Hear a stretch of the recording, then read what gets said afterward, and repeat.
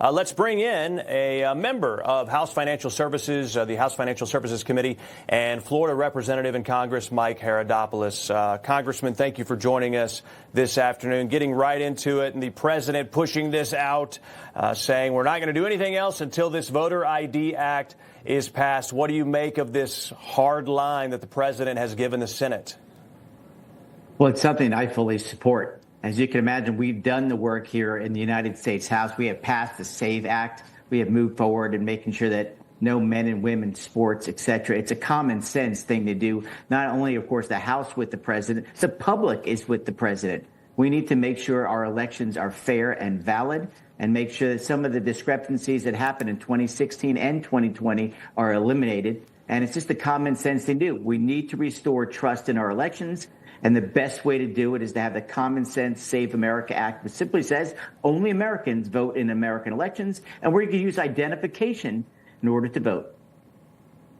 It seems like common sense. I think we also need to restore faith in the Senate right now, and that's what this vote would do, right? We want faith in the elections, but right now there's not a lot of faith in Congress. Frustration boiling over into Hollywood. Actor and registered independent James Woods. He said he went from a Republican to an independent over the weekend after blasting Senate Majority Leader John Thune on X, accusing GOP leaders of failing to fight for election integrity, saying, quote, getting Republicans to accomplish anything is like herding cats. It's absolutely infuriating. I've never tried to herd cats, but I can imagine it's not easy. What does this mean for the growing pressure to stay aligned with President Trump's agenda? People are growing very frustrated out here, Congressman. What can be done at this point? Is it a matter of will? Is there some other reason? Is the Ken Paxton situation potentially holding this hostage? What do you make of it?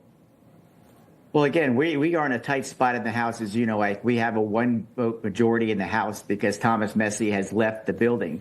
And so this falls on the Senate. As you know, there's a 60-vote threshold. But as a person who's actually a United States history teacher at the college level, I understand what the filibuster is. It's designed to make the vote actually take place. I'm a big fan of the talking filibuster. If the Democrats want to stand this ground, we'll make them stand on the floor and defend what I think is a joke, which is the idea that they don't want IDs in order to have people to vote. 14 states don't require it, which is insane to me. And second, the idea that only Americans vote in American elections. Make them stand up on the floor 24 hours a day and protect their position. Otherwise, let's have the vote.